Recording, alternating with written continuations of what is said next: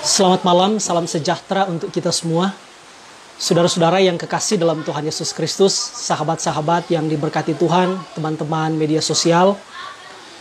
Tadi pagi saya sempat mempublikasi bahwa malam ini saya akan berbagi pemahaman kepada kita semua. Secara khusus saya mengajak kita menjadi orang-orang Kristen untuk mengenali berbagai cara, berbagai siasat yang dilakukan oleh iblis untuk menghancurkan gereja. Nah, saudara-saudara yang kasih dalam Tuhan Yesus Kristus, sebelum melanjutkan di tempat kami sedang hujan, mudah-mudahan ini tidak mengganggu audio dari siaran langsung ini.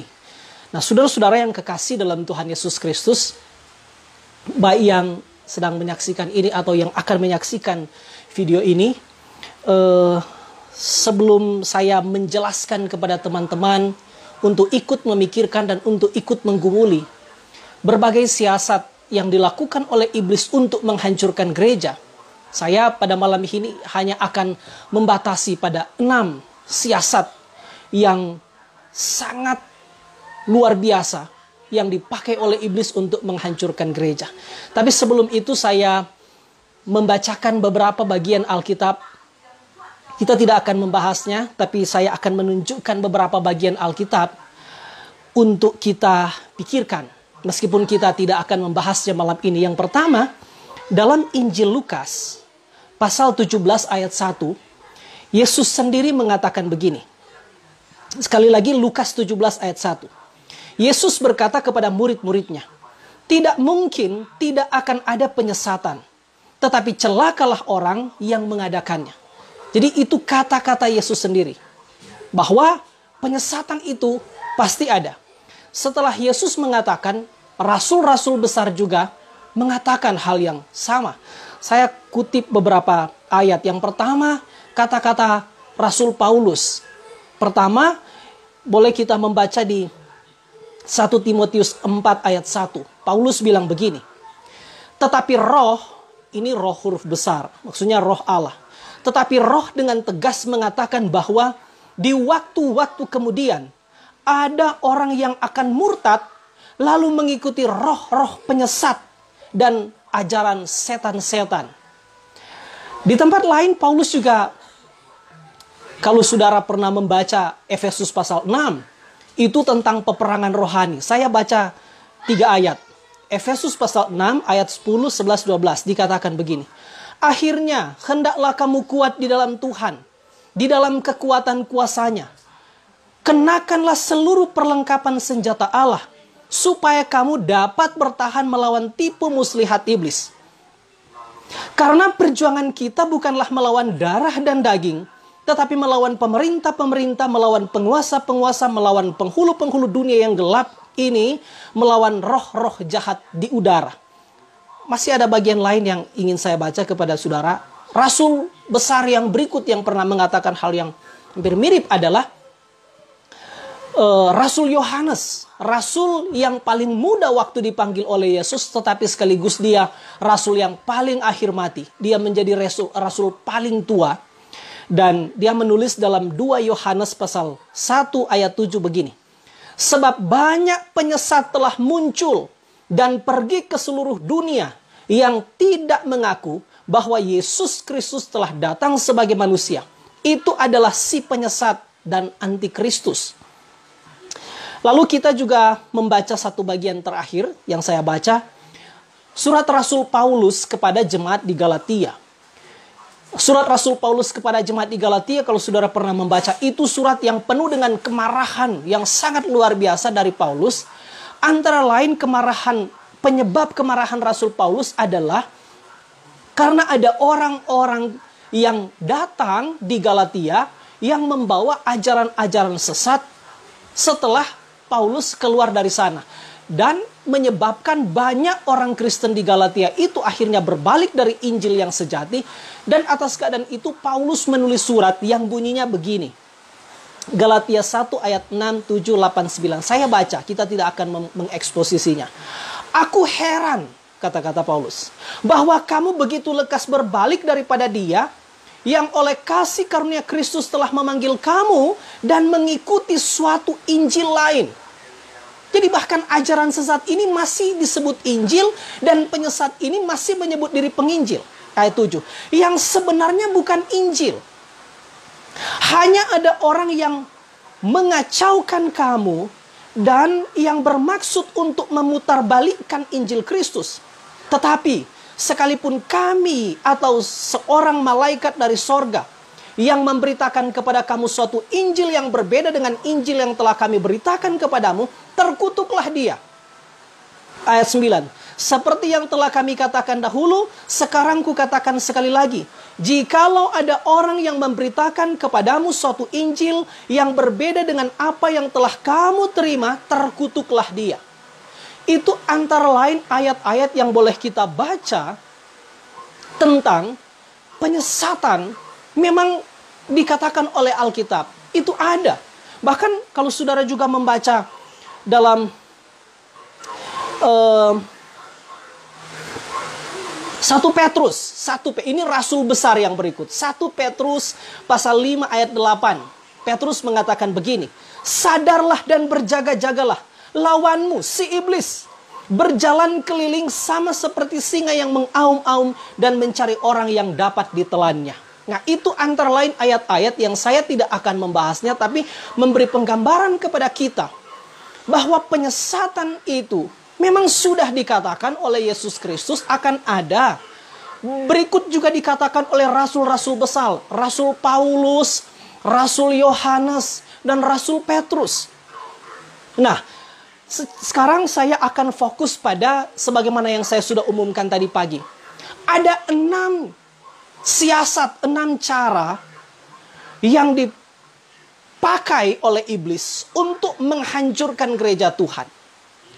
Yang pertama, cara pertama yang dipakai oleh iblis adalah dengan berbagai cara. Jadi poin pertamanya adalah iblis melakukan berbagai cara untuk menghancurkan rasa hormat terhadap otoritas Alkitab.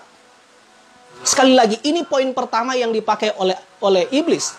Dia berusaha mempengaruhi orang-orang Kristen supaya orang Kristen itu tidak punya rasa hormat terhadap otoritas Alkitab. Dengan cara bagaimana? Saudara-saudara yang kekasih dalam Tuhan Yesus Kristus, kalau orang berkata Alkitab itu bukan firman, kita langsung bisa mengerti bahwa itu memang mungkin bukan Kristen.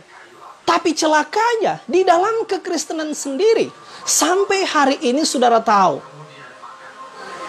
tidak hanya di kalangan anggota jemaat, tapi juga di kalangan para pendeta, di kalangan para teolog, masih banyak di dalam kekristenan sendiri berbagai pemahaman tentang Alkitab itu apa. Sudah, kita tidak akan membahas anggapan bahwa Alkitab itu bukan firman. Tapi ada juga kelompok Kristen yang berkata, Alkitab itu tidak seluruhnya firman Tuhan. Hanya sebagian firman Tuhan. Yang disebut firman Tuhan itu adalah yang dapat diterima dengan akal sehat. Bagian-bagian Alkitab yang tidak dapat diterima dengan akal sehat itu akan dipublikasi, akan dipropaganda sedemikian rupa oleh iblis dan antek-anteknya bahwa itu bukan firman. Contoh-contoh sederhana, misalnya, bagian pertama, pasal-pasal pertama dalam kitab Kejadian 1, 2, 3. Itu tidak sedikit orang Kristen yang mengatakan, bahkan para teolog mengatakan, itu adalah mitos.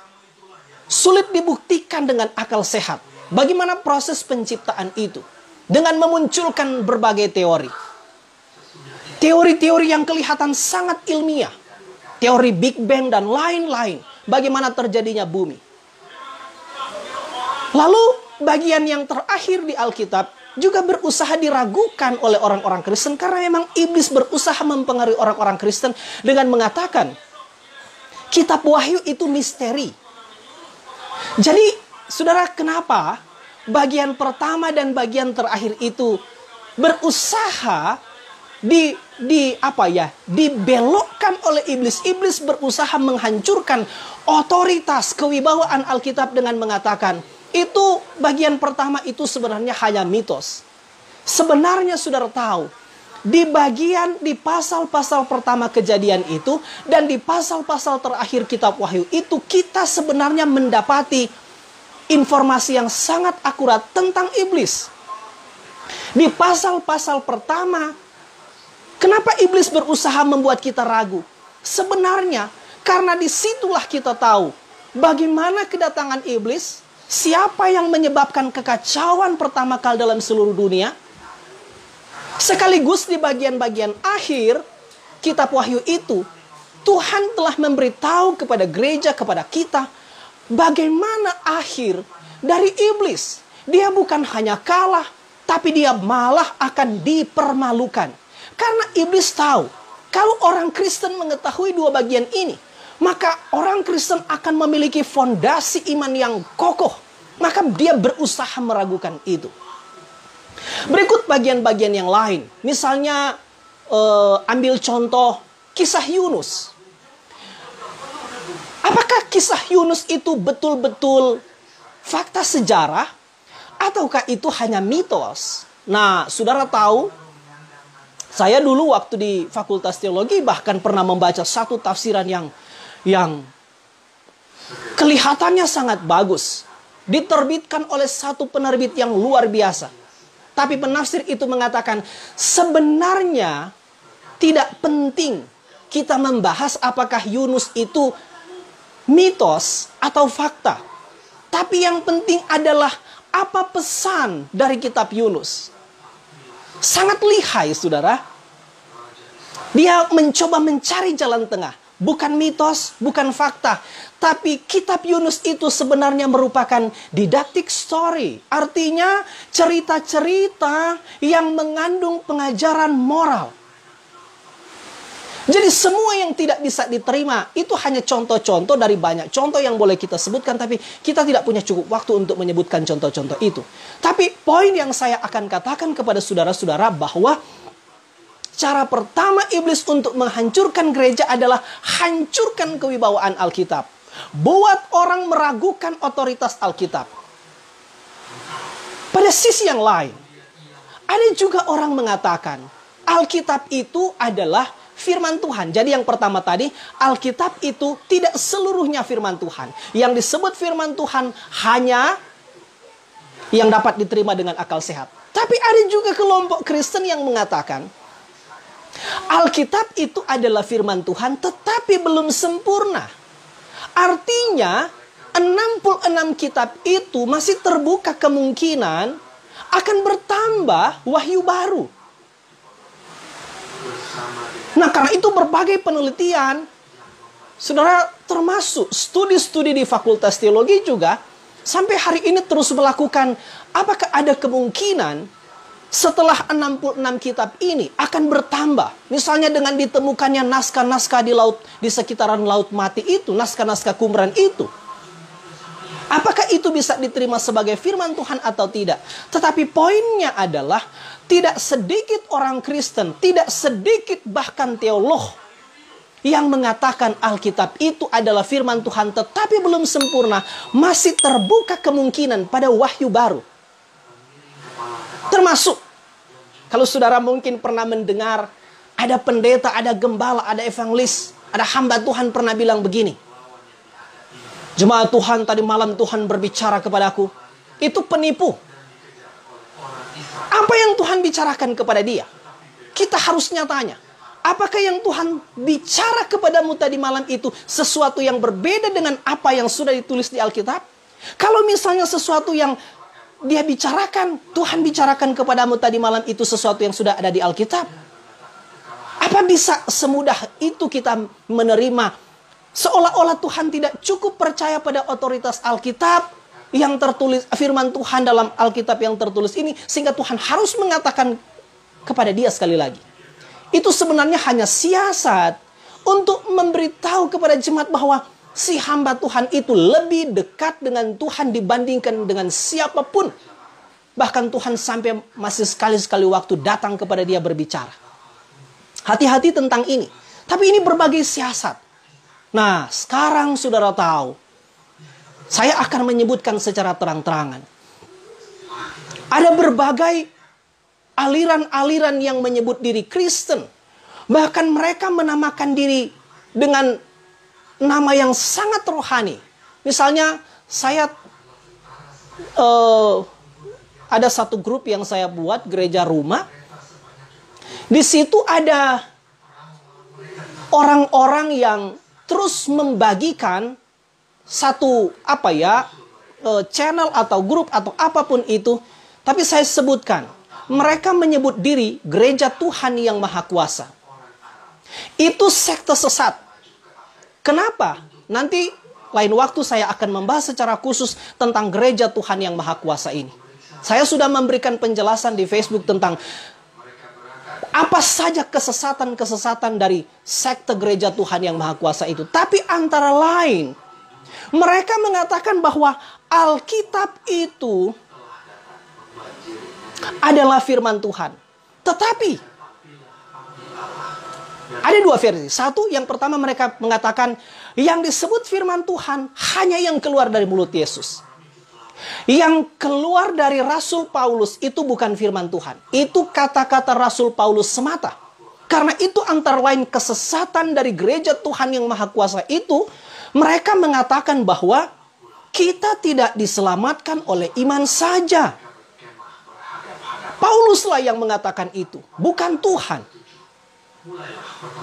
Bersamaan dengan itu, mereka membuat satu buku yang mereka sebut firman Tuhan yang Maha Kuasa. Itu adalah semacam wahyu yang diberikan kepada pendiri mereka. Tapi saya memeriksa, saudara-saudara memeriksa channel mereka di YouTube, di Facebook, mereka sangat giat. Dan pengikut mereka banyak sekali. Banyak orang tidak sadar karena mereka punya kemampuan berargumentasi yang bagus.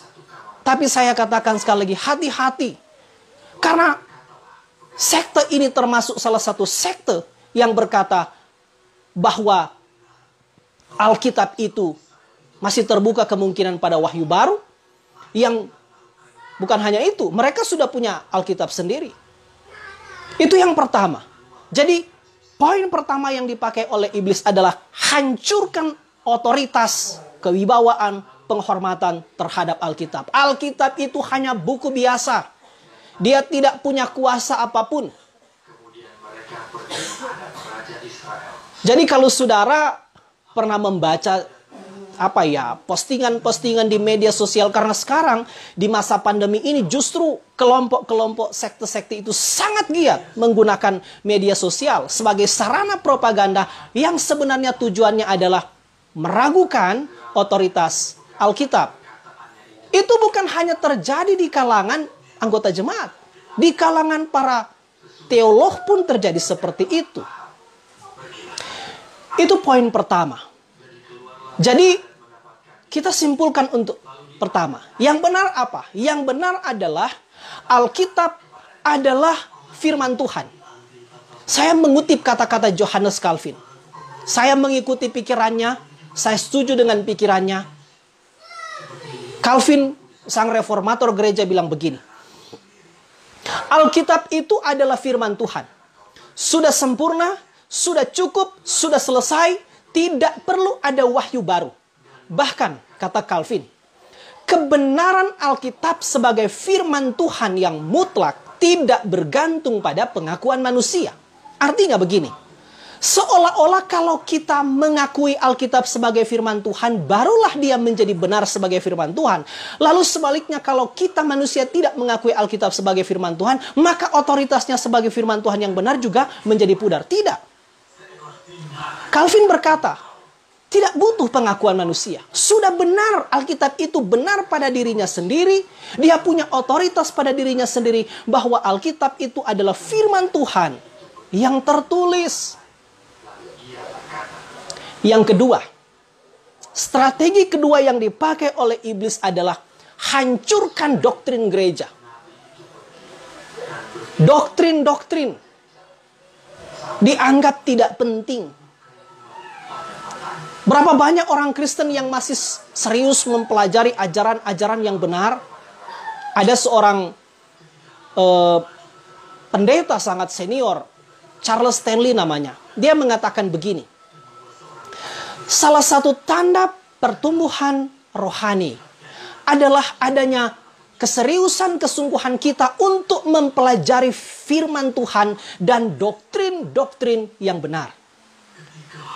Seorang pendeta Stephen Tong mengatakan begini, gereja tanpa doktrin ibarat tubuh tanpa tulang. Saudara bayangkan bagaimana kalau torang pe tubuh ini tidak ada tulang. Jadi kokohnya gereja sangat bergantung pada bagaimana doktrin-doktrin ini. Nah, tapi masalahnya adalah iblis berusaha dengan berbagai cara untuk menghancurkan doktrin gereja. Antara lain, dengan mengatakan salah satu doktrin, misalnya doktrin Kristologi. Saya hanya memberi gambaran-gambaran umum, kunci-kunci untuk kita melihat mendapatkan referensi untuk bisa melihat apakah betul itu terjadi atau tidak. Tapi antara lain, cara iblis menghancurkan doktrin gereja adalah dengan mengatakan, misalnya doktrin Kristologi.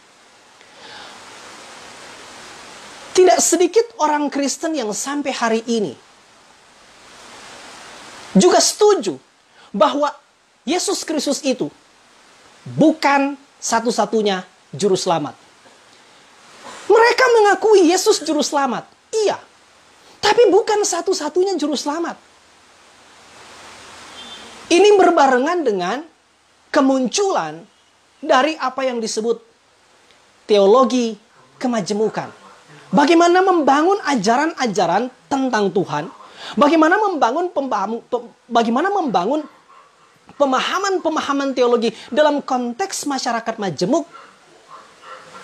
Maka kelompok-kelompok itu mengatakan, kalau orang Kristen menganggap Yesus Kristus satu-satunya juru selamat, itu sama halnya dengan mengatakan bahwa, atau itu sama halnya dengan tidak memberikan penghormatan kepada agama-agama lain. Tidak boleh. Mereka mengatakan ada banyak jalan menuju Roma. Maksudnya ada banyak jalan menuju ke sorga. Yesus Kristus itu juru selamat. Tapi dia bukan satu-satunya juru selamat. Dia hanya salah satu juru selamat.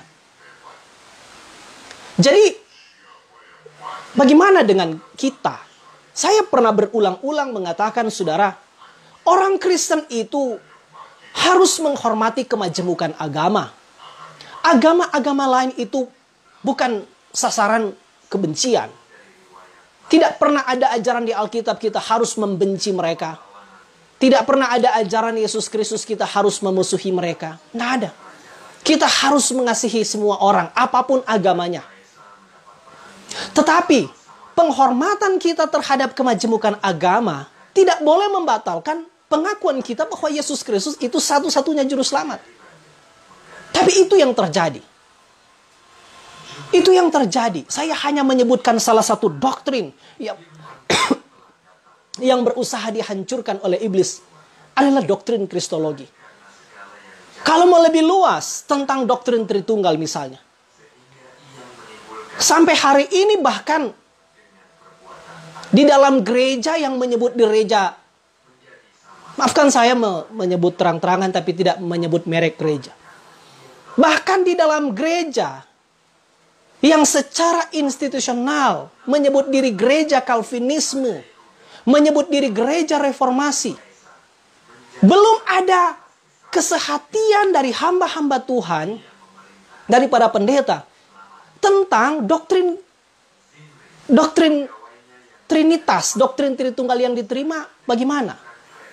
Sampai hari ini saya tidak akan membahas lebih rinci tentang doktrin Tritunggal. Tapi misalnya saudara, saya ambil contoh. Ketika membicarakan doktrin Allah Tritunggal, ada juga yang disebut Trinitas modalisme. Apa itu? Secara sederhana saya jelaskan. Aliran ini mengatakan bahwa Allah itu muncul dalam berbagai mode, dalam berbagai modus.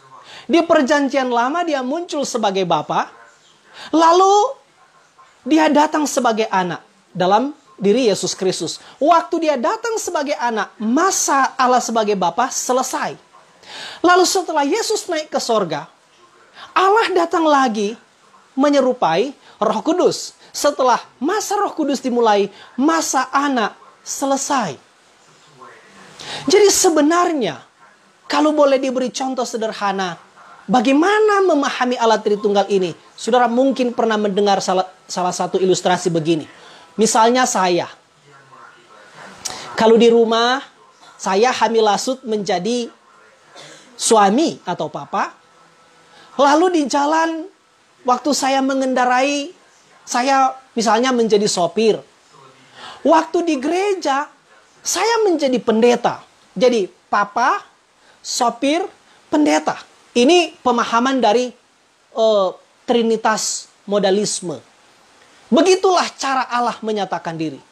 Ini tidak benar. Saya belum akan membahas hari ini, tapi saya mengatakan itu tidak benar. Ada juga yang mengatakan, ini gereja.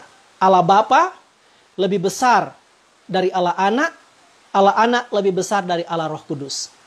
Ini disebut Trinitas subordinat.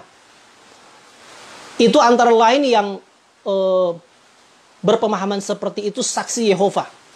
Maafkan saya sebut terang-terangan. Tapi bahkan di dalam gereja yang menyebut, jadi orang-orang Kristen yang menyebut gereja pun seperti itu. Tapi sekali lagi yang saya ingin tekankan adalah cara kedua yang dipakai oleh iblis untuk menghancurkan gereja adalah hancurkan doktrinnya. Atau setidaknya, buatlah orang tidak tertarik untuk mempelajari firman Tuhan. Buatlah gereja tidak membahas doktrin-doktrin yang benar. Buatlah gereja tidak menganggap doktrin itu penting. Coba saudara perhatikan. Di gereja saudara-saudara, saya berharap saya tidak menyinggung siapapun. Tapi saya hanya mengajak kita, oke, mari kita berpikir. Seberapa serius, seberapa sering doktrin-doktrin di dalam gereja itu dibicarakan. Atau misalnya dalam kegiatan-kegiatan katekisasi di jemaat. Seberapa besar doktrin itu diberi tempat untuk dipelajari, untuk didalami. Berapa serius doktrin ini dipelajari dalam gereja. Yang terjadi adalah banyak gereja menganggap sudah cuma bahas tuh doktrin-doktrin. Tak penting tuh doktrin. Yang penting tuh orang rajin masuk gereja, rajin berdoa, rajin baca Alkitab. Akhirnya yang terjadi apa? Tidak sedikit jemaat disesatkan. Tidak sedikit jemaat yang mudah diombang-ambingkan oleh rupa-rupa angin pengajaran. Karena apa? Fondasi imannya tidak kokoh. Tidak dibangun pada doktrin-doktrin yang benar. Entahkah, saudara, paling kurang gereja reformasi memberi perhatian sangat serius pada sekitar 8 doktrin utama. Yang pertama, doktrin tentang Allah. Doktrin tentang Bapa. Saudara-saudara yang kasih dalam Tuhan Yesus Kristus, mungkin ada yang menelpon. Saya berharap mohon pengertian untuk tidak menelpon dulu, karena tadi sempat jeda. Nah, jadi doktrin-doktrin, entah doktrin Allah Tritunggal, doktrin tentang Kristologi, tentang pneumatologi, tentang Roh Kudus, doktrin tentang keselamatan, doktrin tentang gereja, doktrin tentang penciptaan, doktrin tentang akhir zaman. Ini menjadi sesuatu yang tidak lagi menarik perhatian dari banyak orang Kristen. Saudara tahu, aktor dari semua ini, saya berulang-ulang mengatakan dari tadi bahwa sebenarnya memang iblis. Mungkin memang hamba-hamba Tuhan tidak menyadari ini. Hamba-hamba Tuhan kita tidak mempersalahkan mereka yang tidak menganggap serius itu. Tapi maksud saya adalah bagaimana dengan kita orang Kristen? Yang ketiga, iblis menghancurkan gereja. Saudara mungkin akan terkejut dengan saya mengatakan yang ketiga. Jadi yang pertama, Kalau dalam organ-organ tubuh, yang pertama, hal vital yang dihancurkan oleh iblis adalah otoritas Alkitab. Yang kedua, menghancurkan doktrin. Yang ketiga, iblis juga berusaha menghancurkan gereja. Dengan cara apa? Hancurkan sekolah teologinya. Ini menakutkan. Iblis tahu ini laboratoriumnya. Kalau sekolah-sekolah teologi dihancurkan, sekolah-sekolah teologi dirusak, maka gereja akan lebih cepat rusak. Karena dari sana akan lahir teolog-teolog, di sana mereka dididik. Tapi ternyata saudara-saudara, saya kira banyak di antara kita yang ini bukan menjadi rahasia lagi. Tidak sedikit justru orang-orang yang setelah belajar di fakultas teologi, di sekolah-sekolah teologi, di lembaga-lembaga pendidikan teologi, tidak makin cinta Tuhan, tidak makin hormat terhadap Alkitab, tidak makin menjunjung tinggi supremasi Kristus, tapi justru mereka menjadi penyesat. Karena apa? Karena memang iblis bekerja di sana. Dia berusaha menghancurkan doktrin di sana. Dia berusaha menghancurkan Alkitab di sana. Sampai saudara tahu apa yang saya singgung di awal tadi sebenarnya. Usaha-usaha untuk meragukan Alkitab sebagai firman Tuhan. Usaha-usaha untuk meragukan finalitas dari Alkitab sebagai firman Tuhan itu sebenarnya juga terjadi di lembaga-lembaga pendidikan teologi. Rusak ajaran dari sana. Rusak otoritas Alkitab dari sana. Rusak doktrin-doktrin dari sana. Penghancuran gereja. Ini kalau bagaimana iblis berusaha menghancurkan dari aspek lembaga-lembaga pendidikan teologi, saya katakan tadi. Sebenarnya ini sangat mengerikan. Saudara, maafkan saya mengatakan ini. Jangan saudara kira orang-orang yang setelah studi teologi, mereka otomatis makin cinta Tuhan, makin hormat kepada Tuhan. Setelah mereka studi teologi, belum tentu mereka makin kagum pada firman Tuhan. Tidak tentu. Saya pernah dengar pendeta Stephen Tong pernah bilang begini. Sangat mungkin ada orang belum diselamatkan, tapi sekolah teologi dan lulus dari fakultas teologi. Saudara bayangkan, bagaimana kalau itu kemudian dia menjadi hamba Tuhan misalnya. Apa yang terjadi dengan jemaat? Tapi itu fakta. Iblis juga berusaha merusak sekolah-sekolah teologi. Jadi bagaimana merusak gereja? Rusaklah fakultas teologinya. Bagaimana menghancurkan gereja? Hancurkan sekolah teologinya. Bagaimana merongrong gereja? Rongronglah lembaga pendidikan teologinya. Karena dari sana akarnya. Sekolah teologi itu menjadi laboratorium gereja. Ini menjadi penting untuk kita perhatikan. Karena itu, saya katakan tadi, jangan kira semua orang yang ada di fakultas teologi itu baik. Para mahasiswanya, maupun para dosen, para pengajar. Saya tidak bermaksud menyinggung siapapun, menyinggung lembaga apapun. Tapi saya mengajak kita coba jujur. Apakah fakultas teologi secara otomatis membereskan teologi seseorang? Tidak. Apakah fakultas teologi secara otomatis membuat orang makin menghormati Kristus? Tidak. Apakah di fakultas teologi secara otomatis orang akan hidup dalam kekudusan? Tidak. Itu fakta, itu yang terjadi. Tapi saya kira ini menjadi pergumulan kita semua. Kenapa? Mungkin kami tidak sadar. Kami, para sarjana teologi, mereka yang studi di teologi, mungkin juga mereka tidak sadar. Iblis berusaha menghancurkan fakultas teologi, termasuk dengan literatur-literatur yang mereka baca di sana. Mereka membaca semua buku. termasuk buku-buku yang sebenarnya tidak membawa orang pada menemukan iman yang sejati dalam Kristus, juga ada di sana. Yang keempat, iblis menghancurkan gereja dengan cara apa? Kalau boleh saya pakai bahasa sederhana, ganti. Iblis berusaha mengganti konten atau berita penginjilan. Penginjilan secara sederhana adalah memberitakan Kristus kepada semua orang. Bahwa Yesus Kristus adalah satu-satunya Tuhan dan Juru Selamat. Yesus Kristus adalah satu-satunya penebus dosa. Yesus Kristus adalah Allah yang menjadi manusia. Yesus Kristus adalah satu-satunya mediator. Yesus Kristus adalah satu-satunya pengantara. Barang siapa menerima Yesus Kristus sebagai satu-satunya Tuhan dan Juru Selamat, dosanya diampuni dan dia diselamatkan. Tapi yang terjadi, saudara tahu, tidak sedikit gereja zaman ini yang mengatakan penginjilan itu juga boleh dalam bentuk berbuat baik. Maksudnya, perbuatan-perbuatan baik kita itu juga penginjilan. Itu salah, saudara.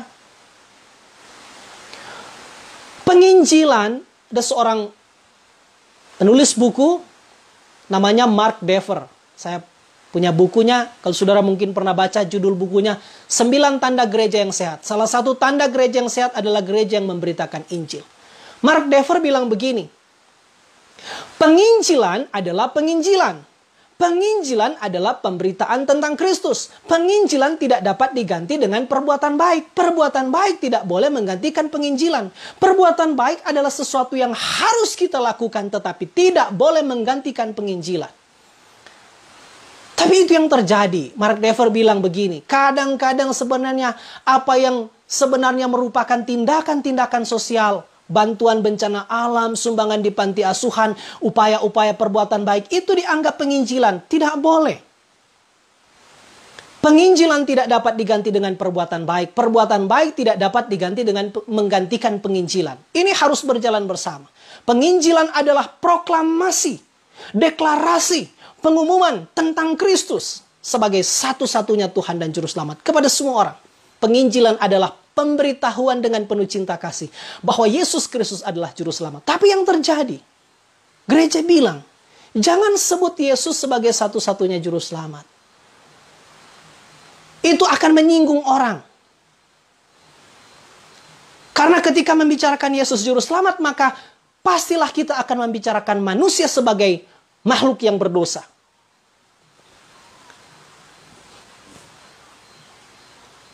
Atau pada sisi yang lain, maafkan saya untuk mengatakan ini. Coba saudara periksa.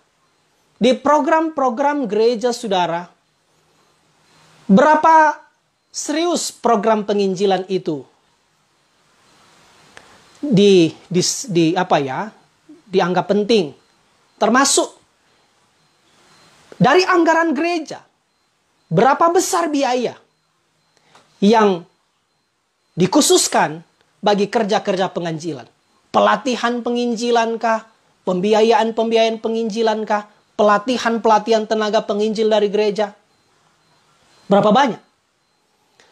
Mari kita peka terhadap hal ini. Jadi iblis berusaha mengganti. Silahkan orang boleh menyebut kami bermisi. Kami menginjil. Tapi kontennya, beritanya bukan tentang Kristus. Bukan tentang Kristus lagi. Mereka menyebut diri kami pergi menginjil. Tapi apa yang mereka lakukan di sana? Bukan memberitakan Kristus. Pengobatan gratis, bantuan bencana alam, kerja-kerja sosial, kerja bakti dan lain-lain. Itu tidak salah, itu harus dilakukan. Tapi masalahnya adalah ketika itu disebut penginjilan dan mengganti penginjilan yang sebenarnya. Itu yang keempat. Yang kelima, hampir ini semua berkaitan. Yang kelima, bagaimana iblis berusaha menghancurkan gereja adalah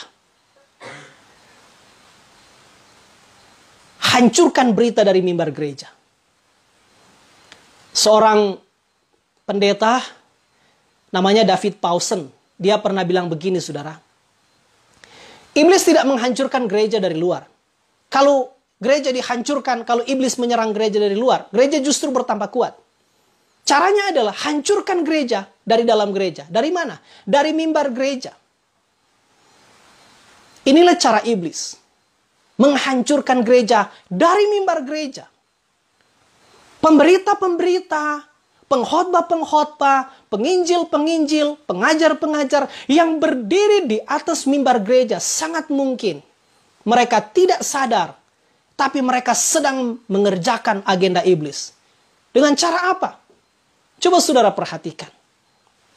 Inti berita dari mimbar gereja yang saudara dengar tentang apa? Tentang salib? Tentang Kristus? Seruan pertobatan? Tuntutan hidup kudus? Atau justru yang saudara dengar dari mimbar gereja adalah teologi kemakmuran, teologi sukses? Itu yang diberitakan dari mimbar gereja. Percaya Yesus, engkau akan sukses. Percaya Yesus, sakit apapun akan sembuh. Kalau tidak sembuh, tanda kurang iman. Nah, itu yang terjadi. Berikan persembahan. Berikan perpuluhan. Tuhan akan mengganti 100 kali lipat. Itu ajaran sesat. Tapi itu yang saudara dengar dari mimbar gereja, bukan? Kalau saudara memberi persembahan. Bahkan ada yang mengutip-ngutip Maleaki pasal 4 itu. Padahal Maleaki itu saudara tahu. Itu berita kemarahan Tuhan. Tuhan marah kepada orang-orang Israel. Mereka menipu Tuhan. Tuhan bilang, kamu menipu aku. Kamu mencurangi aku. Persembahan-persembahan yang kamu berikan itu persembahan yang cacat. Tuhan marah. Seolah-olah Tuhan mau bilang, apakah ketika kamu memberikan persembahan, aku membiarkan kamu terlantar? Apakah aku tidak pernah memberkati kamu? Apakah aku tidak akan mencurahkan berkat-berkat dari langit? Tapi yang terjadi, saudara, ayat-ayat ini pelintir sedemikian rupa oleh hamba-hamba Tuhan, oleh pengajar-pengajar dengan mengatakan, lihat itu. Ayat-ayat itu dijadikan rujukan. Bahaya sekali. Kita memberi persembahan bukan supaya Tuhan mengganti 100 kali lipat, 1000 kali lipat. Kalau kita memberi persembahan supaya mengharap imbalan dari Tuhan, mengharap Tuhan mengganti 100, itu bukan persembahan, itu memancing Tuhan, itu umpan. Pancing Pak Tuhan itu. Salah itu. Kita memberi persembahan bukan supaya, tapi kita memberi persembahan karena Tuhan sudah berkati kita. Tuhan beri kita kesehatan, kekuatan, berkat, keberhasilan, keselamatan Tuhan sudah berikan. Maka persembahan itu sebagai respon kita, tanda syukur kita kepada Tuhan. Bukan untuk memancing. Tapi itu ajaran-ajaran yang saudara dengar dari mimbar gereja. Maka saya pernah mengatakan begini, tidak semua orang yang berdiri di mimbar itu sedang menyampaikan kehendak Tuhan. Sangat mungkin berita-berita yang sudah dengar itu hanya motivasi, kiat hidup sukses. Sehingga mimbar-mimbar gereja tidak berbeda dengan mimbar-mimbar yang lain. Khotbah tidak ada lagi beda dengan sambutan. Yang disampaikan bukan keinginan Tuhan. Bukan lagi berita dari Alkitab. Sebaliknya, sebagai umat, berapa serius kita menuntut diri kita sendiri untuk mendalami, mengerti firman Tuhan secara teliti. Tapi itu yang terjadi. Mungkin sekali lagi saya katakan tadi, hamba-hamba Tuhan itu tidak sadar, tapi mereka sedang disesatkan oleh iblis. Mungkin mereka tidak tahu mereka sedang ditipu oleh iblis. Dan jemaat juga tidak berani membantah. Karena, wah, yang bilang pendeta, masa pendeta salah? Cilakanya saudara, saya katakan tadi mengutip kata-kata Stephen Tong. Sangat mungkin ada orang yang belum diselamatkan. Justru sekolah teologi dan lulus fakultas teologi memperoleh gelar sarjana. Kita harus waspada terhadap hal ini. Mari kita kembali kepada gereja yang benar. Iblis berusaha menghancurkan berita dari mimbar gereja. Ada jemaat yang marah kalau pendeta kritik, marah kalau pendeta singgung. Padahal beberapa hari lalu di kita Facebook kita bilang begini, andai kata semua pendeta di jemaat itu mati-matian, ada teman pendeta bilang, kalau boleh ganti itu mati-matian dengan berusaha atau bekerja keras. Mati-matian, sebenarnya kalau cari di Alkitab juga, kalau lihat juga di kamus sama, DP arti. Mati-matian, mengajarkan firman Tuhan, mengajarkan doktrin, mati-matian melakukan kerja-kerja penggembalaan. Itu setidaknya akan membuat jemaat bertumbuh dalam iman dan tidak mudah disesatkan oleh iblis. Tapi ketika yang disampaikan dari mimbar gereja justru adalah teologi sukses. Percaya Yesus, engkau sukses. Percaya Yesus, engkau akan berhasil. Percaya Yesus, engkau akan sembuh. Percaya Yesus, engkau akan kaya. Maka ketika orang berusaha percaya Yesus tapi tidak kunjung kaya, tidak berhasil, mereka kecewa. Kenapa? Karena memang ajaran yang mereka dengar salah. Mari kita peka, mari kita berhati-hati. Yang terakhir, saya akan segera menyelesaikan ini. Jadi saya ulang.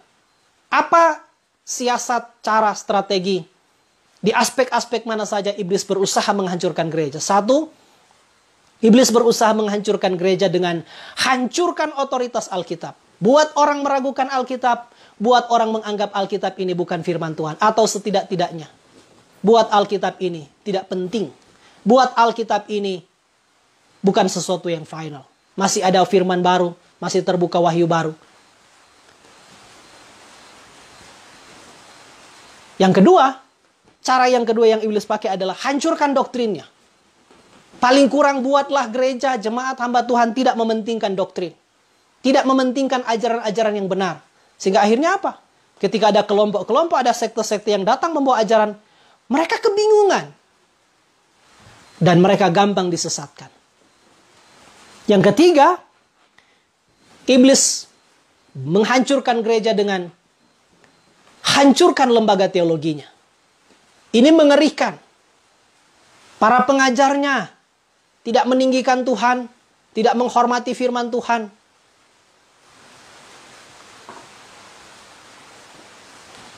Komunitas di situ, sivitas akademika di situ, tidak memiliki hati untuk Kristus. Yang berakibat pada semua studi di fakultas teologi itu terjadi secara akademik saja, tapi tidak dalam kerangka memberi sumbangsi pada pertumbuhan iman, membereskan iman, dan mempersiapkan hamba-hamba Tuhan yang mau pergi memberitakan Kristus. Kerusakan gereja dimulai juga dari situ.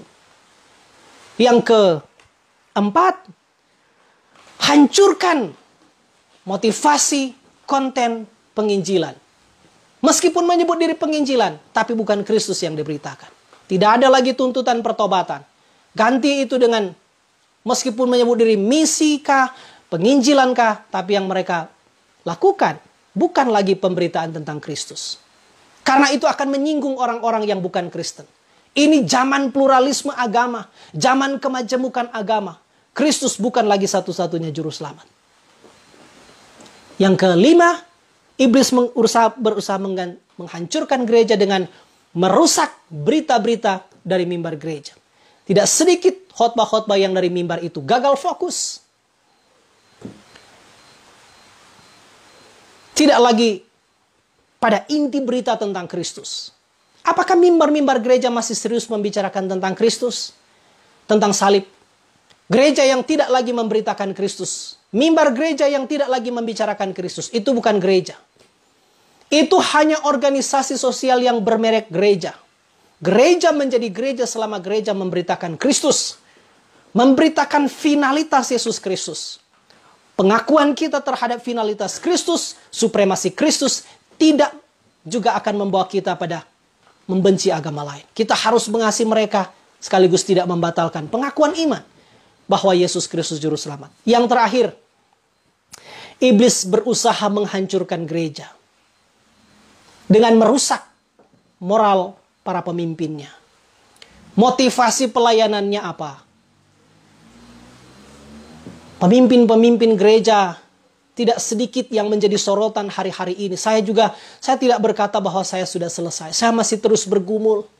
Saya masih terus menjadi pengemis kasih dari Tuhan. Membereskan hati, pikiran, dan motivasi. Betapapun sulitnya itu. Tapi maksud saya adalah, kenapa hari-hari ini dengan begitu gampang jemaat mencemooh hamba-hamba Tuhan? Karena memang hamba-hamba Tuhan tidak lagi mementingkan moral, tidak menjaga kekudusan, tidak menjaga motivasi pelayanan, orientasi pelayanannya. Tapi saudara tahu, aktor di balik semua ini adalah iblis. Tidak sedikit dalam sejarah, saya pernah mengatakan begini saudara. Sejarah memberitahu kita. Sejarah yang memberitahu kita. Secara khusus, gereja dihancurkan, gereja dirusak. Bukan oleh orang-orang awam, bukan oleh orang-orang biasa, tapi justru oleh hamba-hamba Tuhan. Atau setidaknya orang-orang yang menyebut diri hamba Tuhan. Pemimpin-pemimpin gereja lah yang paling banyak terlibat. Saya tidak menyinggung siapapun. Tapi baik ini menjadi pembelajaran bagi kita. Supaya kita makin menjadi gereja yang murni. Ketika moral para pemimpin gereja dirusak, maka ada peribahasa Cina bilang begini. Pemimpin itu seperti angin, rakyat itu seperti rumput. Kemana angin bertiup, ke situ rumput mengarah. Ketika pemimpin-pemimpin gereja, hamba-hamba Tuhan, penginjil-penginjil, tidak lagi mementingkan moral, tidak mementingkan kekudusan, tidak memurnikan motivasi pelayanan. Memang Alkitab bilang, memang ada orang-orang yang memberitakan Injil, tapi sebenarnya motivasi mereka untuk kepentingan perut. Ukuran-ukuran keberhasilan seorang hamba Tuhan adalah kalau dia menjadi kaya. Saya tidak, saudara jangan anggap seolah-olah kalau hamba Tuhan kaya itu salah. Tidak. Saya tidak mengatakan itu. Tapi poin saya adalah orientasi hatinya. Orientasi pelayanannya. Maka yang terjadi, tidak sedikit hamba-hamba Tuhan yang begitu akrab dengan orang kaya. Karena mereka menjadi donatur, jangan menyinggung mereka, betapapun salahnya mereka. Tapi orang-orang yang susah, yang miskin, terabaikan. Kenapa? Mereka tidak memberi apa-apa di gereja. Itu fakta. Sekaligus mari kita terus berdoa supaya gereja Tuhan dimurnikan. Supaya gereja Tuhan akan terus menjadi seperti yang Tuhan kehendaki. Saudara-saudara yang kasih dalam Tuhan Yesus Kristus, kiranya hal-hal ini akan membuat kita menjadi makin peka, makin sadar. Saya tidak mengajak saudara untuk mempersalahkan siapapun. Tapi sekali lagi saya katakan di awal tadi, mari kita makin jeli mengerti ini siasat dari iblis menghancurkan gereja. Supaya kita makin mawas diri, kita bersungguh-sungguh menjadi gereja Tuhan yang suci, yang sempurna. Saya berhenti sampai di sini. Mari kita berdoa. Bapa dalam sorga, terima kasih untuk kesempatan beberapa waktu ini kami boleh sharing, kami boleh dibawa pada hal-hal yang menyadarkan kami bahwa iblis belum berhenti. Iblis terus berusaha. Di mana Tuhan bekerja, di situ iblis bekerja. Menghancurkan gereja Tuhan. Ajar kami untuk tetap setia kepada Tuhan, tetap setia kepada firman Tuhan, tetap setia kepada ajaran-ajaran yang benar. Dan biarlah kami menjadi orang Kristen yang bersungguh-sungguh berjuang mencari kebenaran, menjadi orang Kristen yang tidak bermasa bodoh, menjadi orang Kristen yang peka, menjadi orang Kristen yang tidak mudah diombang-ambingkan oleh rupa-rupa angin pengajaran. Biar Tuhan memberkati hamba-hamba Tuhan yang tetap setia. Biar Tuhan memberkati hamba-hamba Tuhan yang tetap setia memberitakan Kristus. Biar Tuhan memberkati hamba-hamba Tuhan yang motivasinya murni. Biar Tuhan memberkati jemaat-jemaat dimanapun. Secara khusus Tuhan memberkati teman-teman yang sedang menyaksikan ini atau yang akan menyaksikan ini. Terpujilah Engkau Tuhan. Ini doa kami. Dalam nama Yesus Kristus, satu-satunya Tuhan dan Juru Selamat kami berdoa. Amin. Demikian saudara. Nanti baku dapat lagi. Tuhan Yesus memberkati.